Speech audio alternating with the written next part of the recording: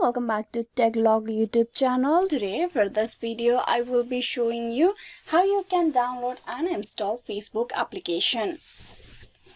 So for that, first of all, you need to open the Google Play Store. This process is specially for the Android users only.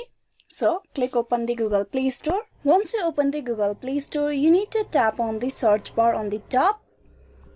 There you type in Facebook and tap on search.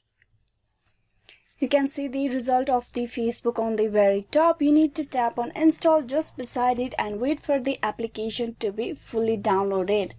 Facebook is an online social media and social networking services. In Facebook, you can create an account and then connect with your friends, family and other people that you know. In Facebook application, you can share, update and upload photos. You can also engage with friends and the other pages on the Facebook. You can stay connected to the communities that are important to you and also create a groups for your particular group of friends. You can see the installation process of the Facebook is completed. Now you just tap on open and with that you have successfully installed and downloaded the Facebook application for your mobile device. So this is how you can download and install the Facebook app. Hope this video was useful. Please like and subscribe the TechLog YouTube channel. Thank you for watching till the very end.